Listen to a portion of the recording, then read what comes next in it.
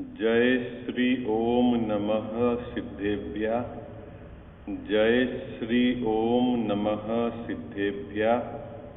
जय श्री ओम नमः सिद्धेभ्यः। ओंकार बिंदु संयुक्तम नित्यं ध्यायन्ति योगिनः कामदं मोक्षदं चैव ओंकाराय नमो नमः। अविरल शब्द घनोग प्रक्षालित सकल भूतलमल कलंका मुनि भी निरूपासित तीर्था सरस्वती हर्तु नो दुरितान। अज्ञान तिमिरा अंधानाम ज्ञाना अंजन सलाकया चक्षुर्ण मिलितम येन तस्मै श्री गुरुवे नमः। श्री परम गुरुवे नमः। परंपराचार्य गुरुवे नमः। सकल कलुष विध्वंसकम श्रेयसाम परिवर्धकम धर्म संबंधकम भव्य जीव मन प्रतिबोध कारकम पुण्य प्रकाशकम पाप प्रणाश मिदिदम शास्त्रम श्री मोक्ष मार्ग प्रकाशक नाम दे। अस्य मूल ग्रंथ करता रह श्री सर्वज्ञ देवा। तद उत्तर ग्रंथ करता रह श्री गणधर देवा प्रति गणधर देवा।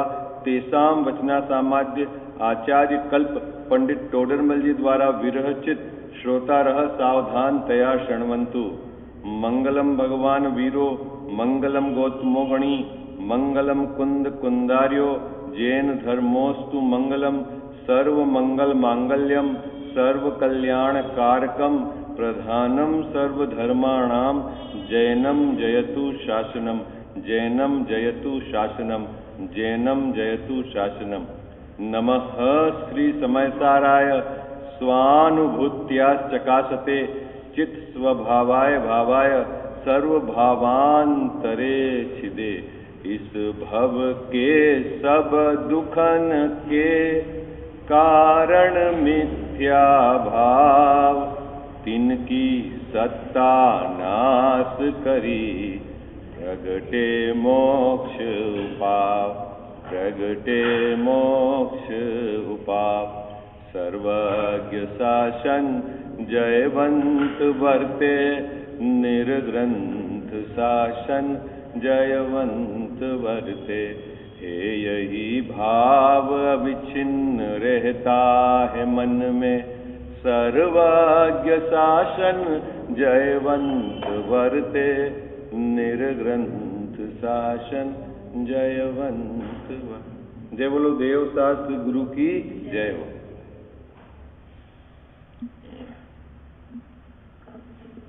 चौथा अधिकार मोक्ष मार्ग प्रकाशक ग्रंथ विराजमान है। मिथ्या दर्शन का स्वरूप उस पर अपनी चर्चा नियमित स्वाध्याय के क्रम में चल रही है। मिथ्या दर्शन कहते किसको हैं? सर्वप्रथम टोडरमल जी साहब ने दर्शन मतलब श्रद्धा है ये बात समझाया। मोक्ष मार्ग में दर्शन का मतलब सामान्य अवलोकन नहीं श्रद्धा से लेना। और श्रद्धा किसको कहते हैं? यह ऐसे ही है ऐसे प्रतीति भाव को श्रद्धा कहते हैं। ऐसा अंदर में इसके तत्व के संबंध में भाव चलता है। अब दो प्रकार के भाव हो सकते हैं। एक तो तत्व के स्वरूप के अनुसार ऐसे ही यह है ऐसा इसका श्रद्धान हो, और एक तत्व के स्वरूप के विपरीत ऐसे ही यह हो ऐसा श्रद्धान हो। जब इस जीव का श्रद्धान तत्व के भाव यानी स्वभाव के विपरीत होता है तब वह कहलाता है अतत्व श्रद्धान। और अतत्व श्रद्धान ही इस जीव के या इस भव के समस्त दुखों का कारण है। ऐसी बात अपन ने पहले अधिकार के मिथ्या दर्शन के जो स्वरूप है उसमें अभी तक तब शिष्य का प्रश्न था। क्या प्रश्न था? कि ये बात तो हमारे समझ में आ गई क्या कि मिथ्या दर्शन के अभाव के बिना हम सुखी नहीं हो सकते। और मिथ्या दर्शन उसका नाम है कि वस्तु के यथार्थ स्वरूप का श्रद्धान होना, वो तो है सम्यक दर्शन। और वस्तु के यथार्थ स्वरूप का श्रद्धान नहीं होना वो है मिथ्या दर्शन। और वस्तु का यथार्थ स्वरूप का श्रद्धान वस्तु को जाने बिना नहीं हो सकता। जगत में अनंत वस्तुएं हैं अनंत तत्व हैं और उनको जानेंगे नहीं तो उनके बारे में सम्यक श्रद्धान कैसे होगा? इसीलिए और सबको जानना है तो केवल ज्ञान चाहिए, और मेरे पास केवल ज्ञान नहीं है तो मेरे मिथ्या दर्शन का नाश या त्याग कैसे हो? शिष्य का प्रश्न समझ में आ गया आपको? शिष्य का प्रश्न क्या था?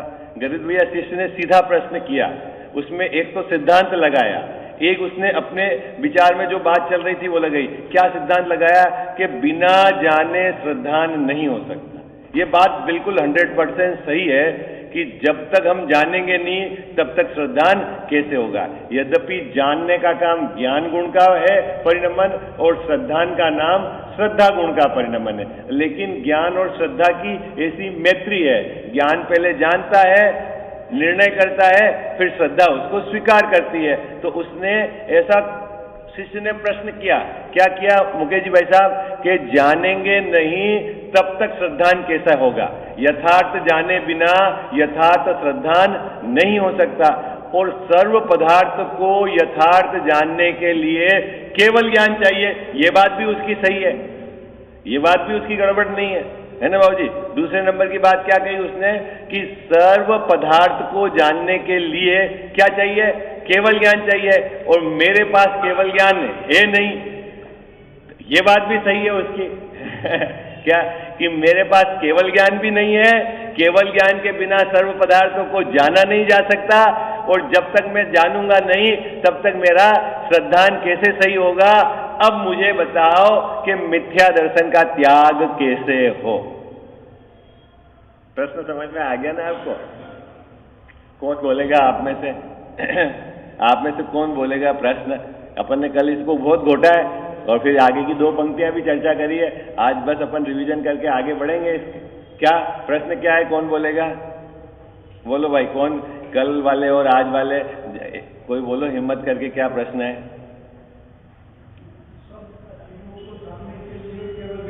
बहुत सुंदर। हाँ, जानेंगे नहीं तो श्रद्धान नहीं होगा, क्योंकि जान के श्रद्धान होता है, पहले जानना होता है और फिर श्रद्धान होता है। अब हमारा मिथ्या दर्शन कैसे छूटे, मिथ्या दर्शन का त्याग कैसे हो, ये प्रश्न है शिष्य का। ठीक है, अब टोडरमल साहब ने उत्तर में पहले तो ये बात स्वीकार करी कि जानने का काम ज्ञानावर्ण के अनुसार होता है। क्या बात स्वीकार करी? पहले पंक्ति में क्या बात स्वीकार करी? नहीं जानना, जानना और अन्यथा जानना, है ना? 3 बात कही। ये किसके अनुसार है बाबूजी? ज्ञानावर्ण कर्म के अनुसार है। अगर ज्ञानावर्ण कर्म का उदय होगा तो नहीं जानना होगा, और ज्ञानावर्ण के क्षयोपशम में जानने में यथार्थ जानना हो सकता है और अयथार्थ जानना हो सकता है। ये तीनों काम ज्ञानावर्ण के अनुसार ही होते हैं। पहली पंक्ति में ये बात स्वीकार करी।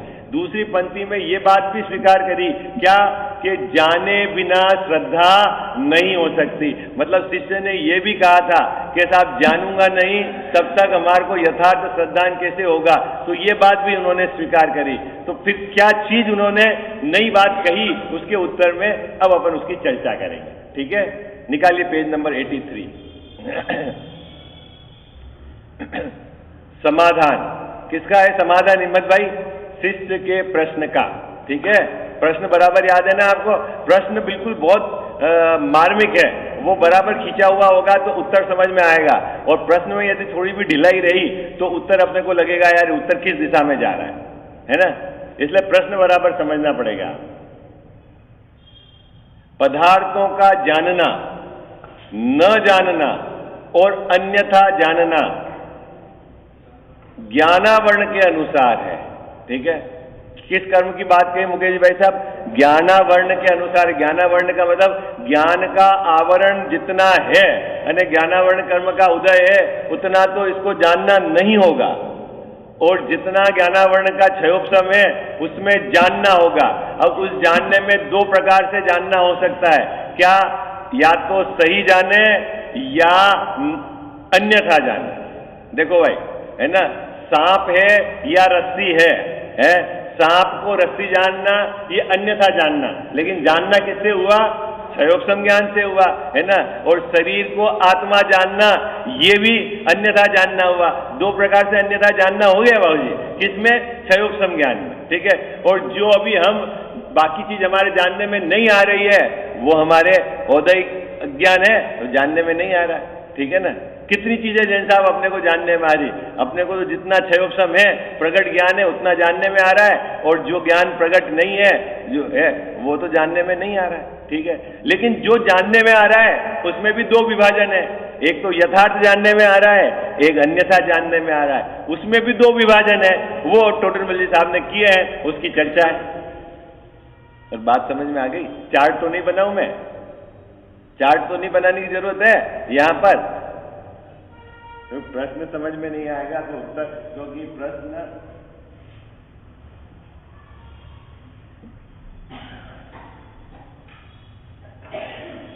जानना और नहीं जानना,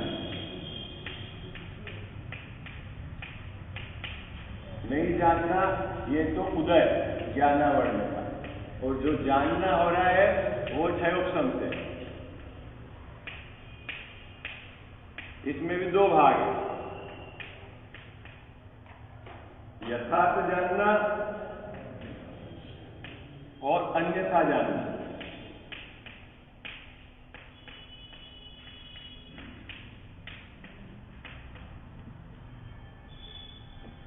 बात पकड़ में आ रही है आपको?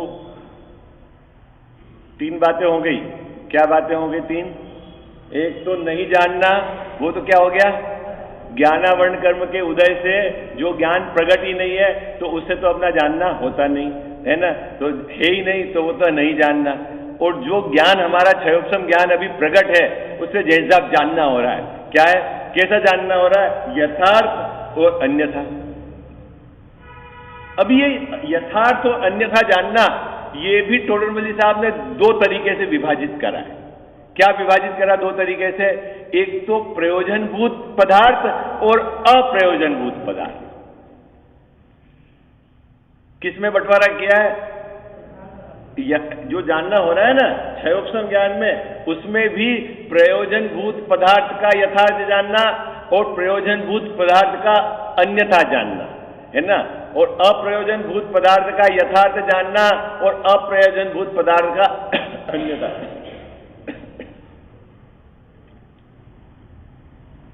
ठीक है बाबूजी? ओके। अभी जैसे अपन सोना खरीदने जा रहे हैं, सोना खरीदने जा रहे हैं जैसा, तो सोने के अंदर कितनी अशुद्धि है, अगर इसका आपको ज्ञान नहीं हो या अन्यथा ज्ञान हो तो ठगाई होती है कि नहीं होती है? होती है कि नहीं होती चंदू भाई ठगाई? क्या किस की बात चल रही है?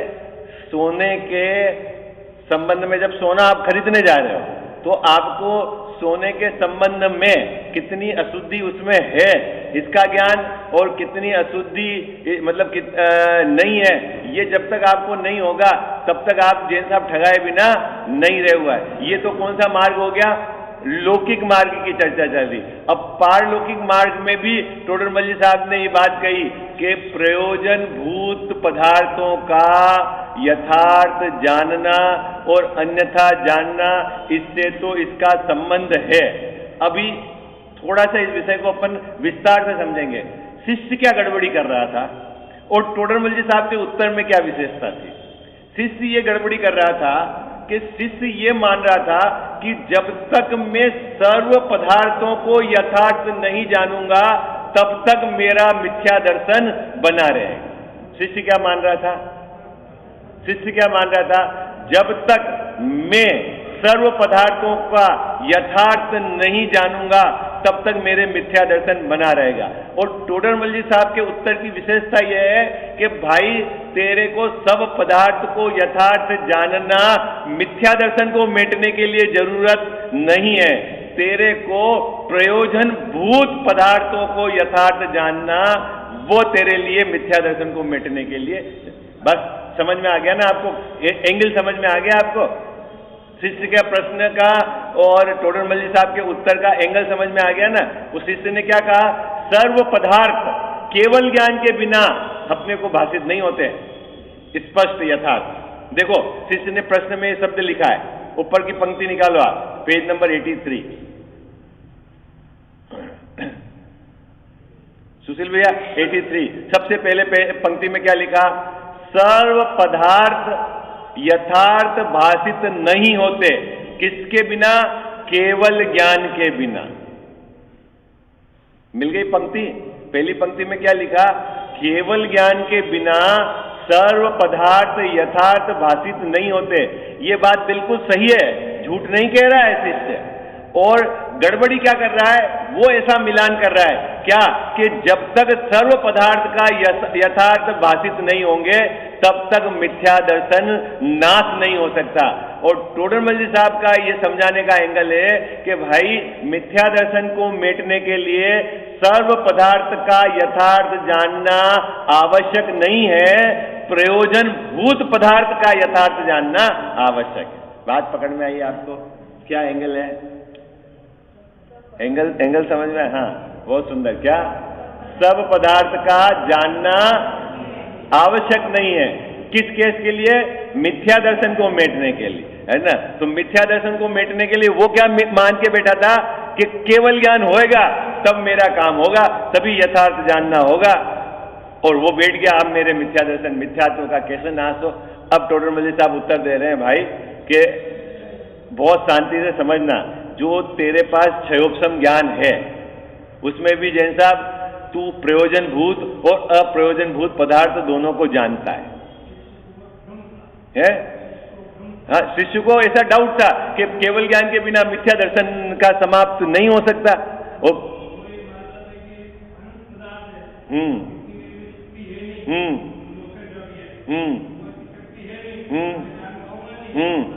मिथ्या दर्शन जाएगा नहीं। हाँ, हाँ, उसके शिष्य का। हाँ, तो अपना तो भ्रम नहीं है ऐसा। ये तो टोडरमल साहब के शिष्य का भ्रम था। अपना तो भ्रम नहीं है, नहीं? खजाव साहब प्रश्न समझ में आ गया आपको, है ना? उत्तर भी अब आपको बराबर समझ में आएगा, है ना?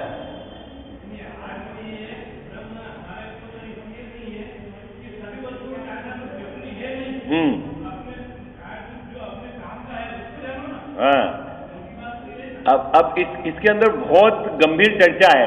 अभी हमारा जो वर्तमान क्षयोपशम ज्ञान है बाबूजी, उसमें भी प्रयोजन भूत और अप्रयोजन भूत दोनों पदार्थों का जानना होता है। क्या? प्रयोजन भूत और अप्रयोजन भूत दोनों पदार्थों का जानना होता है। अगर आपने ऐसा जान लिया कि सुमेरु पर्वत 1 लाख योजन से कुछ कम है ना? एक बात समझो आप, क्या आपने ऐसा जान लिया? क्या जान लिया? कि सुमेरु पर्वत 1 लाख योजन से कम है ना? और जम्बू द्वीप 2 लाख योजन का है, मान लो जैन साहब। एक तो आपने ऐसा जान लिया, ठीक है। और एक ऐसा जान लिया क्या कि इस विकारी भाव को करते करते मेरे में धर्म प्रकट हो जाएगा, है ना? आश्रव तत्व को जीव तत्व मान लिया, आश्रव तत्व को संवर मान लिया, आश्रव तत्व को निर्जरा मान लिया। और एक आपने ये माना जाना क्या कि जम्बूद्वीप 2 लाख योजन का है। दोनों अन्यथा जाने भाजी, दोनों अन्यथा जाने, लेकिन जम्बूद्वीप 2 लाख योजन का है ऐसा जानना भी अगर अन्यथा हो तो भी तेरे सुख दुख का संबंध नहीं है, और वहां मिथ्या दर्शन और सम्यक दर्शन से भी उसका कोई संबंध नहीं है। आई बात समझ में है? और तू आश्रव को संवर जान रहा है, ऐसा जानता है तो ये तेरे सुख दुख से संबंध रखता है, और ऐसा जानते हुए तेरे मिथ्या दर्शन बना रहेगा। ये मुद्दे वाली बात है, बहुत गंभीर चर्चा है? कुछ बात पकड़ में आ रही नहीं आ रही? चर्चा बहुत गंभीर है।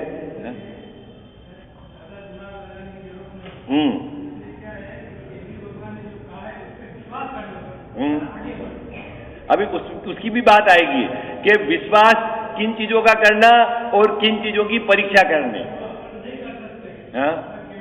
जो हमारे ज्ञान में पकड़ में नहीं आ रहा है वो तो केवली भगवान ने कहा उसके अनुसार आपको श्रद्धान हो जाए, और जिसका हम विचार करके निर्णय कर सकते हैं उसको विचार करके निर्णय करना, परीक्षा करके निर्णय करना, नहीं तो काम नहीं होगा, है ना?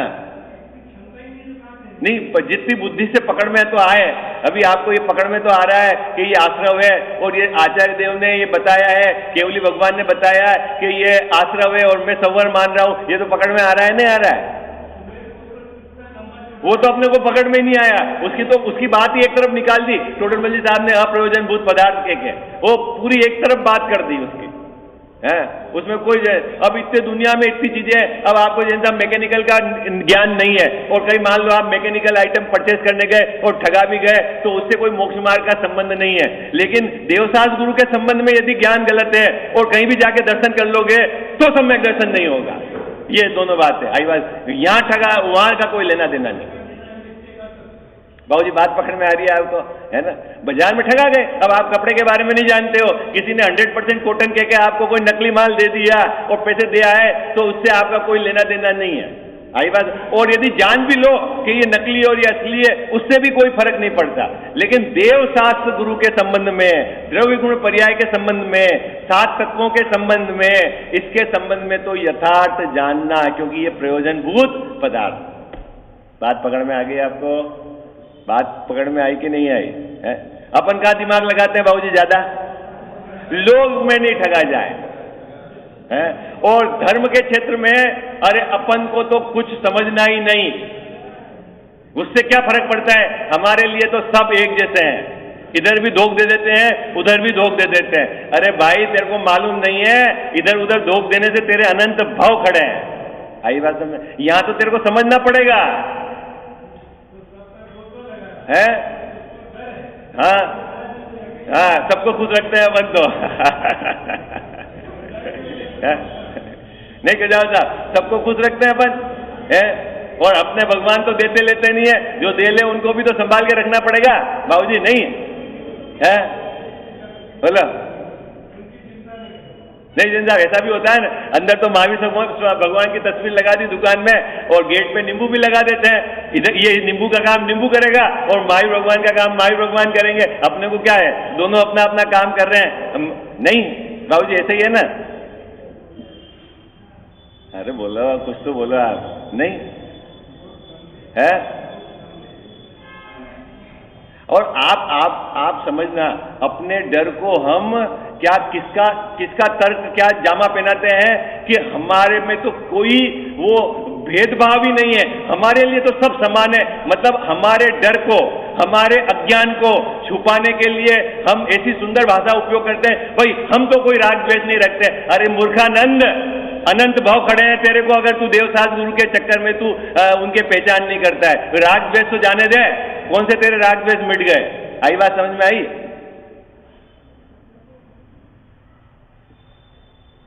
अपनी अज्ञानता को छुपाता है और अपने अनंत भाव उस अज्ञानता के गर्भ में पड़े हुए हैं, उसको मिटना नहीं चाहता। बात पकड़ में आ रही है आपको? हा? किसके साथ छल कर रहा है वो? जो ये बोलता है ना, मैं सबको बराबर, मेरे लिए तो सब मंदिर सब भगवान बराबर है ना? देखो बाहर के जो है ना खोटे देवी देवता और वीतरागी देव, उसमें तो सब बराबर कर दिए, और जो वीतरागी है उसमें बांट दिए। पारसनाथ तो क्या करेगा? शांति। तो पारसनाथ तो क्या विघ्न दूर करेगा, और शांतिनाथ शांति देंगे। भाव जी है, ऐसी स्थिति हो गई है? बात पकड़ में आई आप? बाहर में तो सब बराबर कर दिए उसने है। ये क्या है चंदू भाई? ये क्या है? अब भगवानों को बांट दिया 9 ग्रह में। अब आपके शनि का चक्कर है तो आपके पास तो 5 ही तीर्थंकर रहे, काम उन्हीं से होगा। बाबूजी नहीं बांटा 9 ग्रह में? आपने देखे कि नहीं देखे ऐसे मंदिर है? देखा है हम मंदिर बांट दिया, शनि वाले ये 5 तीर्थंकर, गुरु वाले ये 4 तीर्थंकर। अब आपको शनि है तो अनंतनाथ को ही पूजा करनी है आपकी, बस काम खत्म, वो ही काम करेगा है? मुनि सुरत नाम मुझे नहीं पता है। देखो आपको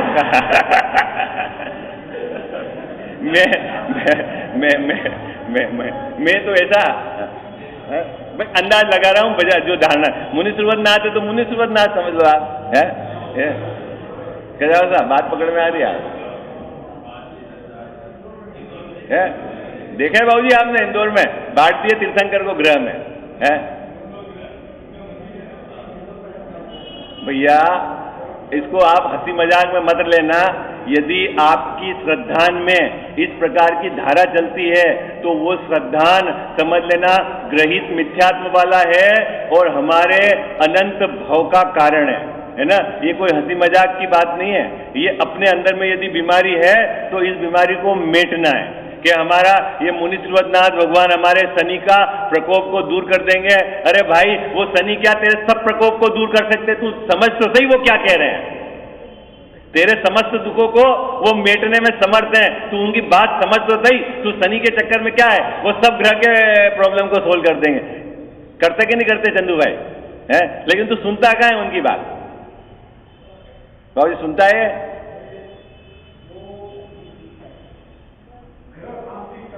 हाँ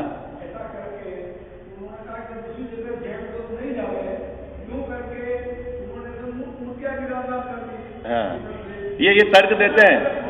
हाँ बाबूजी आपके घर में बकरी आपके घर में बकरी घुस गई। अब आपको समस्या आई कि बकरी को कैसे निकालना है, तो किसी ने राय दी एक कुत्ता लाके रखो अंदर, तो बकरी नहीं आएगी। तो सही हुआ वो काम? अरे बात समझ में आई आपको? नहीं कजा साहब बकरी को निकालने के लिए कुत्ता ले आया है? और वो बीमारी थी तो आपको समझाना था ज्ञान से, और आपने कहा हमारे जो लोग वहां जाके गरबा करते हैं यही गरबा करो, तो बीमारी यहाँ घर में घुसेड़ दी आपने। समझाते भैया है, वो तो काम रहा नहीं है। कुत्ते को भगाने के लिए फिर और कोई दूसरा जानवर ले आओगे आप है?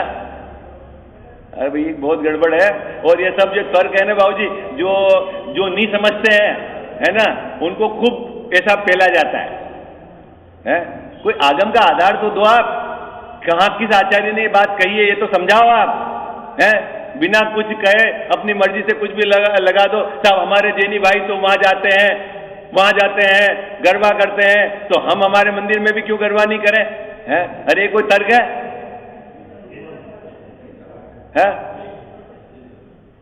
क्या तर्क है ये? हाँ तो अच्छा नहीं दिखता है, बिल्कुल गड़बड़ है ये क्या है?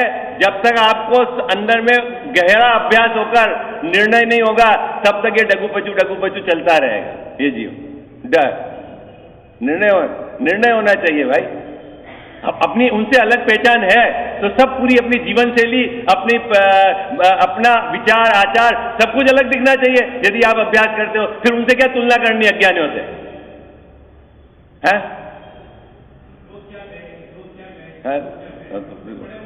गड़बड़ है वो, बिल्कुल गड़बड़ है बिल्कुल। अभी अगर अज्ञानी हमारे लिए कोई आदर्श है तो क्या लेना देना उससे? अपने को समझना आगम के आधार से है। अपने धार्मिक कार्य और अपने लौकिक कार्य उसमें जीवों के अहिंसा का बिल्कुल सावधानी पूर्वक विचार होना ही चाहिए। आई बात समझ? अगर नहीं है और कोई देखा देखी करते हो तो समझ लेना आप क्या रौद्र ध्यान है, रौद्र। आई बात समझ? धार्मिक क्षेत्र हो और चाहे हो। हमने आरती बंद कर दी और बाहर में दुनिया भर की लाइटें लगा दी। आरती क्यों बंद करी थी आपने? जीव की हिंसा होती है तो लाइट में क्या हो रहा है साहब? त्योहार दिखना तो चाहिए। त्योहार कहाँ होता है? मंदिर में होता है कि अंदर से होती विशुद्धि? कहां से होती विशुद्धि? कहां से होती कजावता विशुद्धि? अंदर से होनी चाहिए परिणामों में विशुद्धि है। चलो थोड़ा कहा बहुत विचारना है ना। मुद्दे वाली बात, विषय क्या चल रहा है? विषय अपना ये चल रहा है शिष्य को बड़ा भ्रम है। शिष्य को बड़ा भ्रम है। क्या भ्रम है? कि केवल ज्ञान के बिना मिथ्या दर्शन का नाश नहीं हो सकता, क्योंकि केवल ज्ञान होगा तब मैं सभी पदार्थों को यथार्थ जानूंगा, और यथार्थ जानूंगा तो यथार्थ श्रद्धान होगा, तभी मेरा मिथ्या दर्शन समाप्त होगा। ऐसा उसको भ्रम है। अब उस भ्रम उसका समाधान करते हैं टोडरमल जी साहब। देखो क्या कहते हैं। दो बातें टोडरमल जी साहब ने स्वीकार कर ली कि जानने का काम ज्ञानावरण के अनुसार होता है और जाने बिना श्रद्धा नहीं होती है। ये बात तो आपकी सच्ची है। ऐसी ये बात दो पंक्ति में उन्होंने स्वीकार कर ली। पदार्थों का जानना न जानना अन्यथा जानना तो ज्ञानावरण के अनुसार है। तथा जो प्रतीति होती है सो जानने पर ही होती है, बिना जाने प्रतीति कैसे आए, यह तो सत्य है। उसके प्रश्न में जो दो बात कही थी वो बात तो उन्होंने सत्य है, ठीक। अब गड़बड़ क्या थी उसका यहां समाधान है। परंतु, फिर शब्द डाल दिया ना परंतु, अब यहां से रहस्य खुलेगा। परंतु जैसे कोई पुरुष है वह जिनसे प्रयोजन नहीं है उन्हें अन्यथा जाने या यथार्थ जाने तथा जैसा जानता है वैसा ही माने, तो उससे कुछ भी बिगाड़ सुधार नहीं है। अभी कोई तमिलनाडु से आया फिर आप बाहर से देख के लगे ये तो केरल का लगता है, आपके कोई लेना देना नहीं उससे है, तो आपने यदि तमिलनाडु का नहीं माना और केरल का मान लिया तो भी कोई गड़बड़ नहीं है, और अगर वो तमिलनाडु का मान लिया तो भी कोई गड़बड़ नहीं है। लेकिन अगर आपने अपने व्याई जी को नहीं पहचाना आई बात समझ में है क्या गणेश भैया, ये व्याई जी है कि नहीं है, अगर नहीं पहचाना तो गड़बड़ हो जाएगा। अब जिनसे कोई प्रयोजन ही नहीं है उसके बारे में यदि आप सही जानो, गलत जानो या मतलब नहीं जानो, अपने को कुछ आइडिया नहीं लग रहा है ये कहाँ का है, कि तमिलनाडु का है कि यूरोप का है, अपने को कोई लेना देना पता नहीं चल रहा है, तो क्या फर्क पड़ता है? अब जिस व्यक्ति से कोई प्रयोजन है ही नहीं उससे क्या फर्क पड़ता है, ठीक है। तो देखो ये बात कितनी सुंदर बात कही टोडरमल में, जैसे कोई पुरुष है वह जिनसे प्रयोजन नहीं है, क्या ऋषि जी वैसा जिनसे कोई प्रयोजन नहीं है। अभी कोई आया मान लो फॉरेनर, अब आप देखो ये जर्मनी का है कि यूक्रेन से आया है, ये तो गोरा दिखता है। अब आपने मान लो वो जर्मनी का है और आपने यूक्रेन का मान लिया तो क्या फर्क पड़ता है, और यूक्रेन का होने आपने यूक्रेन का ही मान लिया तो क्या फर्क पड़ता है? कोई फर्क नहीं पड़ता है ना। तो यही बात कह रहे हैं कि जिनसे प्रयोजन नहीं है उन्हें अन्यथा जाने या यथार्थ जाने, या सही का सही जान ले या अन्यथा जाने, तथा जैसा जानता है वैसा ही माने। अब आप जानते हो कि ये जर्मनी का है और श्रद्धा भी वैसी करो, क्या ये जर्मनी का ही, बल्कि है तो वो यूक्रेन का, अभी वो भी गड़बड़ नहीं है। हाँ, अब ये तो मजेदार बात है जैसा, यही तो मजेदार बात है बहुत रहस्य है इसमें मुकेश जी, ऐसा बहुत रहस्य है। देखो फिर पढ़ता हूं, इसलिए क्योंकि क्या होगा कि वो पूरी पंक्ति समझ में नहीं आएगी, पूरी बात समझ में नहीं आएगी, तो क्या गड़बड़ चलता रहेगा, है ना। देखो क्या कहा, जैसे कोई पुरुष है वह जिनसे प्रयोजन नहीं है उन्हें अन्यथा जाने या यथार्थ जाने। अब अन्यथा जानेगा तो उसकी श्रद्धा में क्या होगा कि ये जर्मनी का नहीं है, ये तो अपन ने अन्यथा जान लिया, ये तो वो जर्मनी का, और अपन ने अन्यथा जान लिया तो अपन ने क्या जाना, ये तो जर्मनी का नहीं लगता, और ऐसा आपने मानना शुरू कर दिया कि ये तो जर्मनी का नहीं है, ठीक है? हाँ, तो उससे उस श्रद्धांत से सम्यक दर्शन का कोई संबंध नहीं है। भले वो गलत सिद्धांत भी हो तो चलेगा, कोई दिक्कत नहीं, उससे सम्यक दर्शन का कोई लेना देना नहीं है। बात पकड़ में आई है आपको? और सही जान लो तो भी सम्यक दर्शन का लेना देना नहीं है, क्यों कि वो तो अप्रयोजनभूत पदार्थ है। बात पकड़ में आ गई आपको? है आपने कर्म प्रकृति के नाम कुछ आपने उल्टे सुल्टे याद रख लिए है? क्या फर्क पड़ता है उससे? है लेकिन मैं जो जीव तत्व हूं वो आपको सही श्रद्धांत नहीं है, और आप आश्रव के साथ मिलाते हो, आप शरीर के साथ मिलाते हो, तो ये गड़बड़ है। क्यों टोडरमल जी साहब को बताना है मिथ्या दर्शन कैसे मिटता है। आई बात समझ में आई है ना? वो बहुत गजब की बात है? कितना देखो जबरदस्त चिंतन है, कितनी बारीकी से अभ्यास करके ये विषय को निकाला है बहुत, है टोडरमल जी साहब ने कितनी गहराई से अभ्यास करके निकाला है। जैसे कोई पुरुष है वह जिनसे प्रयोजन नहीं है उन्हें अन्यथा जाने या यथार्थ जाने, सही जाने या गलत जाने, तथा जैसा जानता है वैसा ही माने। श्रद्धान की बात हो गई, पहले जानने की बात हो गई और श्रद्धान की बात, क्योंकि जानेगा वैसा श्रद्धान होगा, वैसा जाने, तो उससे उसका कुछ भी बिगाड़ सुधार नहीं है। गजब की बात है? तो इसका मतलब है क्या कि तू उस चक्कर में मत पड़। किस चक्कर में? कि जो प्रयोजनभूत पदार्थ है उसको छोड़कर अप्रयोजनभूत पदार्थ को जानूं जानूं जानूं। स्वर्ग में क्या हो रहा है, वहां क्या एक्टिविटी है, क्या क्या चल रहा है? ये कितनी चीजें जानने का। अभी इसकी अपन छाटेंगे कल, क्या क्या चीज छाटनी है इसमें। आपके पास बहुत थोड़ी सी चीज रह जाएगी जानने की। पढ़ो भाई, पंक्ति पढ़ो आप, ये 3 पंक्ति क्या कहना चाह रहे हैं, बोलो भाई। जिनसे कोई पुरुष है वह जिनसे प्रयोजन नहीं है उन्हें अन्यथा जाने या यथार्थ जाने तथा जैसा जानता है वैसा ही माने, तो उससे उसका कुछ भी बिगाड़ सुधार नहीं है। उससे वह पागल या चतुर नाम भी नहीं पाता है। अरे गजब की बात है। जैन साहब क्या कह रहे हैं, टोडरमल साहब? लोक में भी ऐसा है। अभी पारलौकिक बात छोड़ो, लोक में भी ऐसा है। जैन साहब, आपको सोना खरीदना ही नहीं है, ठीक है ना? और नए आप सोने के व्यापारी हो, ठीक है? और आप कहीं गए, किसी ने कहा देख ये मैं घड़ी लेके आया हूं, ये सोने की 24 कैरेट, ठीक है, थी नकली, है ना, और 24 कैरेट। आपने कहा अरे यार वाह बढ़िया, ठीक है। तो उससे क्या फर्क पड़ गया आपको? है? उससे आप पागल थोड़ी गिने जाओगे और उससे आप चतुर नहीं। लेकिन यदि आपको सोना खरीदना है ना, और उसने कहा ये 24 कैरेट है और आपको नकली दे दिया है, तो आप पागल गिने जाओगे। आई बात समझ में आई? लोक में भी ऐसा ही है ना बाबू जी। जो चीज में आपका जिससे लाभ हानि है उसी को तो बोलेंगे ये पागल है क्या, है ठगा गया क्या?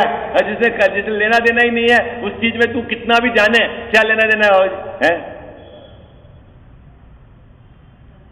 कुछ बात पकड़ में आ रही है आपको?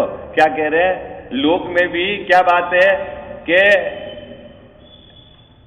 उससे वह पागल या चतुर नाम नहीं पाया जाता। किससे? जिससे इसका प्रयोजन नहीं है। हाँ, क्योंकि देखना लोक में भी बाबूजी ऐसा है, हर व्यक्ति हर फील्ड का मास्टर नहीं होता, लेकिन वो जिस काम को करता है यदि उसका मास्टर है तो उसका काम सदता है। ऐसा नहीं है कि मोदी जी को सब आना चाहिए, अर्थशास्त्र भी आना चाहिए और उसको HR ह्यूमन रिसोर्स भी आना चाहिए, उससे लेना देना नहीं है। उसको ऐसा ये बात पता होनी चाहिए कि मेरे को इतनी सीट चाहिए यहाँ शासन करने के लिए। यदि उसकी मास्टरी नहीं है तो बाकी सब मास्टरी बेकार। आई बात समझ में? बाकी क्या है? जरूरी थोड़ी कि उसको सब चीज का नॉलेज होना चाहिए। भाई नंबर से शासन मिलता है, नंबर चाहिए उसको, वो कैसे आना है वो चीज बराबर आनी चाहिए। नहीं करी भैया सबको। अब आप अकाउंट्स जानते हो, आपको इंजीनियरिंग को क्या लेना देना? क्योंकि आपका आजीविका का सोर्स और ज्ञान उससे रिलेटेड। अगर इंजीनियरिंग की चीज में यदि मैंने कह दिया ये 2 HP की मोटर है और भले वो 1 HP की निकली, उससे आपको क्या लेना देना? तो न तो खरीदनी है और न उसको जानना है। तो उससे आपका नाम बुद्धिमान और चतुर नहीं है। लेकिन यदि आप एंट्री करने में गड़बड़ कर दो कि ये इधर डालनी है और ये डालनी है, जो आपका काम है, तो कहेंगे अरे तुझे इतना नहीं आता है। बात पकड़ में आई? लोक के अंदर भी ऐसा ही है ना? क्या बात चल रही है, समझ में आ रही कि नहीं आ रही बात आपको? लोक में चतुर किसको कहते हैं और पागल किसको कहते हैं? मुद्दे वाली बात। लोक में बाबूजी चतुर किसको कहते हैं और पागल किसको कहते हैं? और पारलौकिक मार्ग में चतुर किसको कहते हैं और पागल किसको कहते हैं? ये भी अपने को खोज करना पड़ेगा, है ना? लोक में तो आपको बराबर अपनी चीज का बराबर ध्यान रहे कि नहीं, कहाँ अपना लाभ है, कहाँ अपनी हानि है। जैसे दुकान में 2 बच्चे हैं, अब मान लो आपको मालूम ही नहीं कि ये ग्राहक खरीदना ही नहीं आया माल, और उसके लिए आप लस्सी मंगा दो, उसके लिए ये मंगा दो, बैठो आप, चलो आपको वहां छोड़ देता हूं। अगर ऐसा करते हो तो पिताजी कहेगा क्या पागल हो गया है, धंधा करने बैठा है कि क्या करने बैठा है? क्यों साहब? आप बड़े भैया भी तो करते हैं, जो आता है ग्राहक, अरे उनको पता है कि कौन माल लेने आया है और कौन माल खरीदने नहीं आया। आई बात समझ में? लोक में भी ऐसे ही होता है ना? नहीं होता है? क्या होता है? हर किसी को लस्सी पिलाता है क्या सोने वाला? अरे बोलो ना, नहीं पिलाता ना? क्यों? उसको पता है कि क्या ठीक उसी प्रकार पारलौकिक मार्ग में भी, मोक्ष मार्ग में भी आपने यदि कर्म की प्रकृतियां लोक के संबंध में, स्वर्ग के नामों में, उनकी आयु में यदि आपने कुछ गड़बड़ भी जान लिया तो ठीक है, कोई दम वाली बात नहीं है। लेकिन देवशास्त्र गुरु के संबंध में, द्रव्य गुण पर्याय के संबंध में सात तत्व के संबंध में यदि आपने यथार्थ नहीं जाना तो उससे तेरा बिगाड़ है, ये बात कहना था। आई बात, वो उससे ही सम्यक दर्शन का संबंध है। ये विषय चर्चा अपन कल करेंगे।